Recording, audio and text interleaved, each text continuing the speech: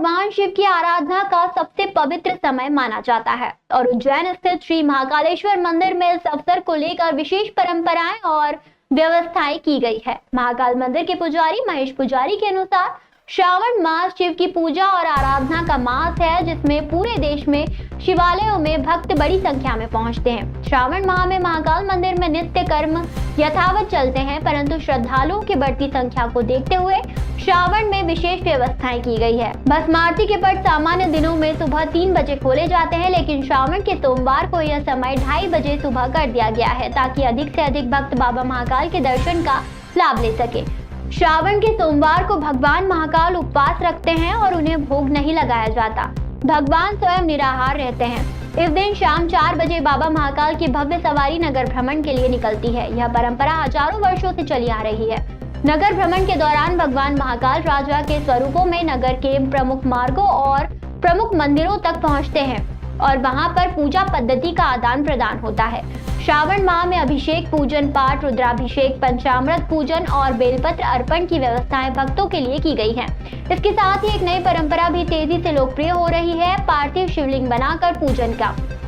यह परंपरा अब महाकाल मंदिर में भक्तों द्वारा अपनाई जा रही है, जिसे मंदिर प्रशासन भी प्रोत्साहित कर रहा है। श्रावण में 4 और भादौ में 2 सोमवार विशेष माने जाते हैं और इन 6 अवसरों पर महाकाल की परंपराओं और व्यवस्थाओं को भक्त पूरी श्रद्धा भाव से अनुभव करते हैं।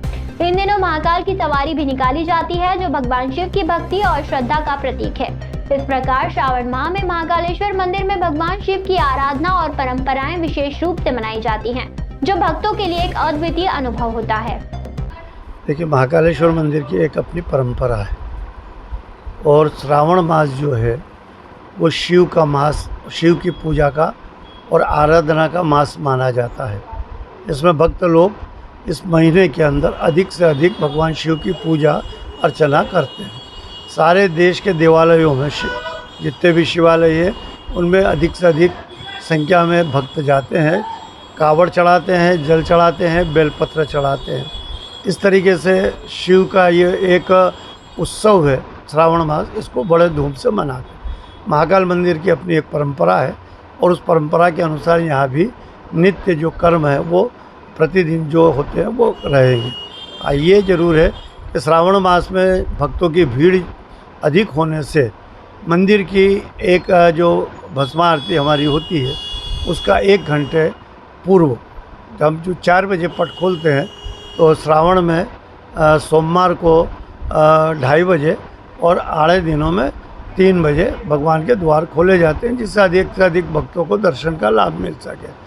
उसके पश्चात जो प्रतिदिन की जो क्रिया है, भगवान मंदिर की प्रक्रिया वो वैसी ही है जो प्रति वर्ष रहती है। उसमें पूजा में किसी प्रकार का कोई परिवर्तन नहीं होता। श्रावण के सोमवार पर जरूर परिवर्तन होता है। उस दिन भगवान को भोग नहीं होता है, भगवान निराहार होते हैं, भगवान स्वयं उपवास रखते हैं और सवारी का यहाँ एक महत्व है। भगवान राजा हैं और राजा के स्वरूप में होने के कारण वो यहाँ से मंदिर से 4 बजे नगर में भ्रमण के लिए निकलते हैं और मुख्य मार्गों से होते हुए और मुख्य मंदिर जो यहाँ होते हैं, जो शिव के भी होते हैं और वैष्णव के भी होते हैं, वहाँ आदान प्रदान की पूजा पद्धति जो चली आई है वो परंपरा का निर्वाह होता है। महाकालेश्वर की इस परंपरा का निर्वहन हजारों सालों से चला आ रहा है। रात्रि में जब सवारी पूरे नगर भ्रमण करके आती है उसके बाद भगवान की आरती होती है। इसलिए हमारे यहाँ जो 6 सवारी निकलने वाली है तो 5 सवारी जो प्रमुख है के रूप में होगी वो 6-7 बजे तक मंदिर आ जाती है और उसके पश्चात आरती होती है। लेकिन एक आरती के लिए जो प्रमुख सवारी होती है आखिरी, उस सवारी में विलंबता होती है, पर 10 बजे तक वो भी सवारी महाकाल मंदिर में प्रवेश हो जाते हैं। भगवान की जो पालकी वो प्रवेश हो जाती है, इसलिए उसमें भगवान की शयन आरती की जाती है। तो ऐसे यहाँ थोड़ा सा परिवर्तन परंपराओं में शुरू से ही अनादिकाल से हुआ है और वो चला आ रहा है। 3 साल बाद यानी 2028 में महाकाल की नगरी उज्जैन में होने वाले सिंहस्थ मेले के लिए राज्य सरकार ने तैयारियां शुरू कर दी हैं। उज्जैन इंदौर के बीच 6 लेन सड़क के निर्माण का कार्य तेजी से चल रहा है और अब इस मार्ग पर सड़क का चौड़ीकरण भी दिखने लगा है। यह सड़क 46 किलोमीटर लंबी होगी और इसकी लागत 1370 करोड़ रुपए होगी। यह सड़क 29 गांवों से होकर गुजरेगी, जिनमें 20 इंदौर जिले के और 9 उज्जैन जिले के होंगे। निर्माण एजेंसी मध्य प्रदेश सड़क विकास निगम MPRDC ने सड़क बनाने का ठेका रवि इंफ्राबिल्ड कंपनी को दिया है। कंपनी ने सियास्त से पहले सड़क का निर्माण पूरा करने का लक्ष्य रखा है। सड़क मार्ग चौड़ा होने से वाहनों से आने जाने वाले श्रद्धालुओं को काफी सुविधा होगी। 6 लेन बनने से वाहनों का जाम नहीं लगेगा और न ही दुर्घटना का डर रहेगा। मार्ग के ऊपर एलिवेटेड पर मेट्रो चलेगी और नीचे वाहनों की आवाजाही रहेगी। मध्य प्रदेश सड़क विकास प्राधिकरण MPRDC इस 46 किलोमीटर लंबे 4 लेन को 6 लेन में तब्दील करने जा रही है। 6 लेन रोड के बीच में डिवाइडर की जगह पर 6 मीटर की जगह छोड़ी जा रही है, जहां पर भविष्य में मेट्रो के लिए पिलर भी खड़े किए जा सकेंगे। मेट्रो रेल कॉर्पोरेशन भोपाल द्वारा इस रूट का सर्वे भी मेट्रो परिचालन के लिए करवाया गया है। रवि इंफ्राबिल्ड के अधिकारी ललन अवस्थी और अभिषेक गुप्ता ने बताया कि रोड निर्माण कंपनी पर्यावरण को ध्यान में रखते हुए इस पूरे निर्माण को गति दे रही है। पुरानी सड़क से निकलने वाले डामर और गिट्टी का भी उपयोग किया जा रहा है ताकि पर्यावरण को क्षति न पहुंचे। साथ ही पुराने निकलने वाले मटेरियल का भी सड़क में कुछ हिस्से में उपयोग किया जा रहा है। इस बार इन्वायरमेंटल का विशेष ध्यान रखा है इस प्रोजेक्ट में, क्योंकि ये सिंहस्थ के दृष्टिकोण से प्रोजेक्ट इम्पोर्टेंट है और वैसे भी होली प्लेसेस हैं, उज्जैन हैं, ओमकारेश्वर हैं और बगलामुखी माता है, तो यहाँ हमने इन्वायरमेंटल को कम से कम नुकसान हो उसके लिए मल्टीप्लेक्स लगा के मिलिंग करते हैं, मटेरियल को बिल्कुल बारीक करते हैं और 25% तक उसको रीयूज कर रहे हैं। इधर उधर नहीं फेंक रहे हैं, खोद के हम लोग उसको 100% उठा के कैंप में ला रहे हैं और उसको फिर स्क्रीनिंग करके रीयूज कर रहे हैं। तो रीयूज करने से हमको क्या है, इन्वायरमेंटल फ्रेंडली है और हमने यहाँ पे प्लांट्स लगा रखे हैं, जर्मन मेड प्लांट्स हैं हमारे, तो वो उससे क्या है इन्वायरमेंटल फ्रेंडली हैं वो और स्लज पॉन्ड्स वगैरह प्रॉपर बने हुए हैं, तो बिल्कुल ही स्मोक नहीं होता है और इन्वायरमेंटल को बहुत उससे हमको इन्वायरमेंटल फ्रेंडली है वो। उत्तर प्रदेश से राज्यसभा सांसद व भाजपा राष्ट्रीय प्रवक्ता सुधांशु त्रिवेदी ने अपने उज्जैन प्रवास के दौरान श्री महाकालेश्वर मंदिर पहुंचकर श्री महाकालेश्वर भगवान के दर्शन किए।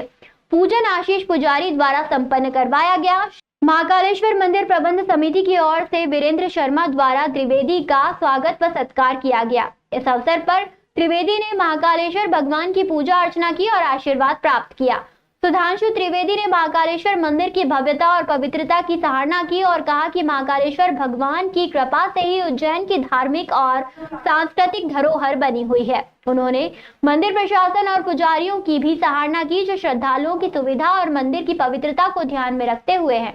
इस अवसर पर श्री त्रिवेदी ने महाकालेश्वर भगवान के प्रति अपनी श्रद्धा और आस्था व्यक्त की और कहा कि महाकालेश्वर भगवान की कृपा से ही देश और प्रदेश की प्रगति और समृद्धि सुनिश्चित हो सकती है।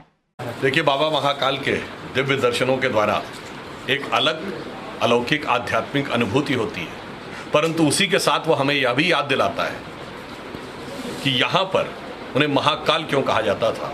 इसका एक वैज्ञानिक पक्ष भी है। उज्जैन भारत की संपूर्ण काल गणना के केंद्र में था और वह धार्मिक दृष्टि से ही नहीं, वैज्ञानिक दृष्टि से भी इतनी सटीक थी कि यहाँ की काल गणना से लिए गए सूर्य और चंद्र ग्रहण आज भी नासा के द्वारा जो सॉफ्टवेयर में डालकर बताया जाता है, कभी भी आपने दिन तो छोड़िए मिनट्स और घंटों का भी कोई अंतर नहीं देखा होगा। अर्थात ये भारत की आध्यात्मिक उन्नति, भारत की सांस्कृतिक और धार्मिक धरोहर के साथ साथ एक बहुत महत्वपूर्ण वैज्ञानिक धरोहर भी है और हमें इस पर गर्व करना चाहिए और उसी के साथ आध्यात्मिक अनुभूति करनी चाहिए।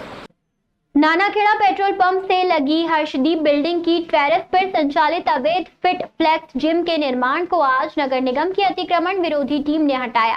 कोर्ट के आदेश के तहत नगर निगम की टीम पुलिस बल के साथ मौके पर पहुंची और जिम का अवैध निर्माण तोड़-फोड़ कर हटा दिया गया। इस कार्यवाही के दौरान नगर निगम अधिकारियों और जिम संचालक के बीच तीखी बहस हुई। संचालक ने अतिक्रमण हटाने का विरोध करते हुए आरोप लगाया कि निगम कर्मचारियों ने जिम के कीमती उपकरणों को नुकसान पहुंचाया है और नगर निगम द्वारा मुकुल मैचराम उनके द्वारा बिना किसी परमिशन के जिम को तोड़ा जा रहा है। मेरे पास ये लेटर रखा हुआ है स्टे का, इसमें तारीख लिखी हुई है 9/7। उसके अलावा भी 1-2 लाख की हमारी मशीनें जो है वो पूरी ध्वस्त कर दी गई है। हैमर मारे जा रहे हैं, ट्रेडमिल्स पे हैमर मारे जा रहे हैं, जो कि इन्हें कोई हक नहीं होता है। मौके पर मौजूद पुलिस कर्मियों ने स्थिति को संभालते हुए दोनों पक्षों को शांत कराया। नगर निगम अधिकारियों ने बताया कि यह जिम बिना किसी वैध अनुमति के बनाया गया था और कई बार नोटिस दिए जाने के बावजूद निर्माण नहीं हटाया गया। कोर्ट के आदेश पर यह कार्रवाई की गई। नगर निगम का कहना है कि शहर में अवैध निर्माण के खिलाफ लगातार कार्रवाई की जा रही है और किसी भी कीमत पर अवैध निर्माण को बर्दाश्त नहीं किया जाएगा। जो अवैध अतिक्रमण था जिसको हटाए जाने की कार्रवाई पूर्व में की जा चुकी है फिटफ्लेक्स जिम का, तो हमने उसे पहले भी किया है। बीच में इनका जो है यथास्थिति का आदेश था, खत्म हो गया, हमने वापस कार्रवाई शुरू कर दी। नियमानुसार कार्रवाई चल रही है। जिम संचालक ने आरोप लगाया कि नगर निगम कर्मचारियों ने उनकी संपत्ति को नुकसान पहुंचाया है और वे इसके लिए मुआवजे की मांग करेंगे।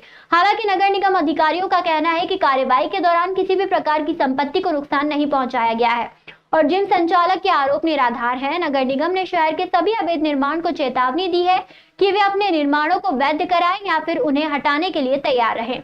नगर निगम का कहना है कि शहर की सुंदरता और व्यवस्था बनाए रखने के लिए अवैध निर्माणों के खिलाफ कार्रवाई जारी रहेगी। कल प्रतिवादी क्रमांक 3 के द्वारा एक एप्लीकेशन मूव करी गई थी 7/11 की। वो 7/11 की एप्लीकेशन माननीय न्यायालय के समक्ष आज की तारीख में विचाराधीन है, जिसमें कल बहस होना है और आज के दिन नगर निगम यहाँ पे तोड़फोड़ करने आई हुई है। ठीक है, नगर निगम को यदि कोर्ट आदेश भी देती है तो कोर्ट अपने सुविवेक से कभी भी ये आदेश नहीं देती कि आप मशीनरीज को तोड़ें। यहाँ पर लाखों की मशीनरीज लगी हुई हैं। उन मशीनरीज को मेरे समक्ष नगर निगम के मेशराम और साहू के द्वारा अपने कर्मचारियों के साथ मिलकर जो 6-6 लाख रुपए की ट्रेडमिल मशीनें लगी हुई हैं उन पे घन मारे जा रहे हैं। कहाँ का न्याय है? उज्जैन की रहने वाली मनीषा भटनागर कतर के दोहा में फंसी हुई थी, जो अपने वतन सकुशल पहुंच गई हैं। वह कल रात को फ्लाइट से देर रात को मुंबई आ गई थी। आज दोपहर में वह मुंबई से इंदौर फ्लाइट से इंदौर पहुंची और यहीं से उन्होंने मुख्यमंत्री डॉक्टर मोहन यादव से वीडियो कॉल के जरिए बात की। इस दौरान मुख्यमंत्री डॉक्टर यादव ने उनकी सकुशलता पूछी। इस दौरान उन्होंने मुख्यमंत्री को बताया कि मुझे लग रहा था कि मैं यहाँ से नहीं निकल सकूंगी। मुख्यमंत्री ने जवाब देते हुए कहा कि आप हमारी बहन हैं, आपको कैसे नहीं लाते। मनीषा आभार व्यक्त करते हुए कहा कि आपकी मदद से मैं सकुशल वतन लौट आई हूँ। मनीषा भटनागर ने कहा कि आज मैं सकुशल अपने परिवार के पास घर लौट आई हूँ। मैं गृह मंत्री अमित शाह और हमारे शहर के हमारे परिवार के सदस्य हमारे भाई मुख्यमंत्री डॉक्टर मोहन यादव जी का आभार व्यक्त करती हूँ। मनीषा की सकुशल वापसी से उनके परिवार में खुशी का माहौल है और वे सरकार के प्रयासों की सराहना कर रहे हैं। इंदौर से शाम को मनीषा पति रजत के साथ उज्जैन अपने घर पहुंची तो परिजन उनका स्वागत करते हुए खुशी मनाई। सकुशल घर वापस लौटने पर मनीषा ने मीडिया से चर्चा करते हुए अपनी आप बीती सुनाई और मोदी सरकार और प्रदेश की डॉक्टर मोहन यादव की सरकार के प्रति आभार व्यक्त किया। उन्होंने कहा, इससे देशवासियों में एक बार फिर विश्वास जागा है कि देशवासी यहाँ रहे या विदेश में, सरकार उनकी मदद के लिए हर वक्त तत्पर रहती है। मनीषा ने बताया कि उनके परिवार ने मध्य प्रदेश के मुख्यमंत्री डॉक्टर मोहन यादव को अवगत करवाया था कि जिस पर उन्होंने तुरंत गृह मंत्री अमित शाह से चर्चा कर उन्हें भारत लाने में हर संभव प्रयास किए। कल रात मेरी जो वाइफ है मनीषा भदौरिया, वो सीनियर कैबिन क्रू है कतर एयरवेज़ में। तो हमको कल रात में उसकी तरफ से फ़ोन आया 10 या 10:30 बजे के करीब की बात है कि वो भी घबराई हुई थी और एकदम से उसने बोला कि यहाँ पे कुछ मिसाइल्स से अटैक हो रहे हैं और कौन कर रहा है उसको कुछ पता नहीं था। फिर वो नीचे गई और देखा तो उनकी जो बिल्डिंग है जहाँ पे उनको अकोमोडेशन दिया गया है, तो वहाँ पे उनके सामने से ही मिसाइल निकल रहे थे ऊपर। तो वो काफ़ी घबरा गई थी और जो साथ में जो उसके जितने भी और कैबिन क्रू थे, जितने कलीग्स वगैरह थे, वो भी सब घबराए हुए थे। तो इसके कारण हम लोग सभी लोग घर वाले सभी लोग घबरा गए थे। तो हमको समझ में भी नहीं आ रहा था कि हम लोग क्या करें। तो मेरे मित्र हैं कार्तिक मिश्रा जो यहीं अभिषेक नगर में रहते हैं, मैं उनके पास गया, उनको पूरी जानकारी मैंने दी। तो उन्होंने इस मामले को पूरे जो है हमारे जो उज्जैन के माननीय मुख्यमंत्री हैं, हमारे मध्य प्रदेश के जो मुख्यमंत्री हैं, उनको इस बारे में बताया और हम लोगों ने इसके बारे में सब जगह मेल भी करे और सर को भी बताया। फिर उन्होंने इस मामले पे अमित शाह जी से आज बात करी और गंभीरता से इस मामले को लिया और मैं उनका धन्यवाद करता हूँ कि उन्होंने तुरंत इस मामले पे एक्शन लिया और जितने भी लोगों ने मुझे सपोर्ट करा है सोशल मीडिया के थ्रू और मेरे मित्र जो हैं उन लोगों ने जितने भी सपोर्ट करा उनको मैं तहे दिल से धन्यवाद देता हूँ। और मेरी मनीषा से कंटिन्यू बात हो रही है और वो आज यहाँ उज्जैन आने के लिए कतर से निकल रही है, दोहा से। कब आए आप कतर से? आज सुबह आए क्या? कौन सी एयरलाइंस में काम करते हैं? कतर है। कोई दिक्कत तो नहीं है आपको? नहीं अभी तो दिक्कत नहीं है आने में, पर आपकी मदद से मतलब बहुत मदद हुई आपकी। थैंक यू सो मच आपको। चलो अच्छा, भगवान ठीक करेगा, बढ़िया है। हाँ मतलब उस रात को लग रहा था कि पता नहीं आ पाऊंगी कि नहीं, क्योंकि एयर स्पेस बंद हो गया था ना, तो लग रहा था कि शायद नहीं आ पाऊंगी, तो इसलिए ये सब प्रोसेस किया। और उससे ये जरूर पता चल गया कि मतलब मुझे लग रहा था अगर मैं फंस जाती सच में वहाँ पे तो मुझे कोई था निकालने वाला है। हाँ नहीं है ना, बिल्कुल हम लोग हैं। अपनी बहन को नहीं लाएंगे तो किसको लाएंगे? चलिए कहिए, कार्तिक मिश्रा भी है क्या साथ में? चलो कार्तिक ठीक है, बाकी ठीक है। कोई भी बात हो जीवन में हो, अपनी सरकार सदैव साथ में, माननीय मोदी जी के नेतृत्व में बढ़िया, बहुत अच्छा। उज्जैन के रामघाट पर एक दर्दनाक हादसा हुआ जिसमें भोपाल के इमलिया निवासी समीर मीणा की शिप्रा नदी में डूबने से मौत हो गई। समीर अपने 6 दोस्तों के साथ देव दर्शन करने उज्जैन आए थे। सुबह 6 बजे सभी दोस्त रामघाट पर स्नान कर रहे थे, तभी समीर गहरे पानी में चला गया और डूब गया। समीर के दोस्तों ने बताया कि वे भोपाल से ट्रेन से निकले थे और सुबह 4 बजे उज्जैन पहुंचे थे। उज्जैन पहुंचने के बाद वे सभी रामघाट पर स्नान करने गए थे। स्नान करते समय समीर गहरे पानी में चला गया और उसकी मौत हो गई। मां शिप्रा तैराक दल के सचिव संतोष सोलंकी ने बताया कि समीर के दोस्तों के शोर मचाने पर तैराक दल के सदस्यों ने तुरंत कार्रवाई की और करीब आधे घंटे की मशक्कत के बाद उसे बाहर निकाला। तैराक दल के तेजा कहार, पप्पू कहार, दीपक कहार और अन्य सदस्यों ने समीर को बचाने की कोशिश की, लेकिन तब तक उसकी मौत हो चुकी थी। पुलिस ने मामला दर्ज कर जांच शुरू कर दी है। साथ ही पुलिस ने समीर को शव को पोस्टमार्टम कर शव परिजन के सुपुर्द कर दिया है। भोपाल से आए थे ट्रेन से दर्शन करने के लिए बाबा के, तो सुबह करीबन 6 साढ़े 6 बजे हम नरसिंह घाट पर नहाने के लिए गए। वहाँ पे नहाते समय हम तीनों आगे खड़े थे, तीनों कुणाल मुकुल, हम 3 दोस्त आगे खड़े थे, तो ये समीर पीछे खड़ा था हमारे, तो एकदम ध्यान नहीं गया हमारा, पीछे से कैसे अंदर चला गया, नीचे चला गया। रेलवे बोर्ड के चेयरमैन सतीश कुमार की अध्यक्षता में मंगलवार को सिंहस्थ 2028 के अंतर्गत रेलवे द्वारा किए जाने वाले कार्यों की समीक्षा बैठक जिला प्रशासन के अधिकारियों की उपस्थिति में उज्जैन रेलवे स्टेशन स्थित अवंती होटल में आयोजित की गई। मुख्यमंत्री डॉक्टर मोहन यादव के निर्देशानुसार उज्जैन संभाग और जिला प्रशासन के अधिकारियों ने बैठक में शासन द्वारा किए जा रहे सिंहस्थ 2028 के प्रस्तावित और प्रगतिरत कार्यों की जानकारी दी और रेलवे संबंधित स्वीकृतियों और कार्यों पर चर्चा की। बैठक में रेलवे के दक्षिण पूर्वी जोन के जनरल मैनेजर अनिल कुमार मिश्रा, संभाग आयुक्त Sanjay Gupta, DRM Ratlam Ashwin Kumar, collector Roshan Kumar Singh, police अधीक्षक प्रदीप शर्मा और रेलवे अधिकारी उपस्थित थे। मुख्यमंत्री डॉक्टर मोहन यादव की मंशा अनुरूप बैठक में श्रद्धालुओं की सुविधा के लिए चिंतामन पवासा में रेलवे स्टेशनों को पुल रेलवे स्टेशन के रूप में विकसित करने के जिला प्रशासन के प्रस्ताव पर रेलवे बोर्ड के चेयरमैन के द्वारा सैद्धांतिक सहमति दी गई। साथ ही नई खेड़ी, मोहनपुरा, पिंगलेश्वर, विक्रमादित्य आदि स्टेशनों के उन्नयन के कार्यों पर भी सहमति दी गई। बैठक में निर्देश दिए गए भीड़ प्रबंधन के लिए सभी स्टेशनों पर बैलेंस्ड क्राउड रहे, भीड़ बढ़ाने पर दूसरे स्टेशन पर भीड़ को डाइवर्ट करने और सभी रूट्स पर होल्डिंग एरिया को निर्माण करने की कार्य योजना बनाने में एआई तकनीक का उपयोग कर जिला प्रशासन और रेलवे द्वारा संयुक्त रूप से कार्य करने पर चर्चा की गई। केंद्रीय मंत्री सावित्री ठाकुर और उच्च शिक्षा मंत्री इंदर सिंह परमार ने आपातकाल के 50 वर्ष पूरे होने पर कहा कि यह एक काला युग था जिसमें देश की जनता के अधिकारों का हनन किया गया था। उन्होंने कांग्रेस की तानाशाही की निंदा की और कहा कि आपातकाल के दौरान यह चलता था, न खाता न बही, इंदिरा जी जो कहें वही सही।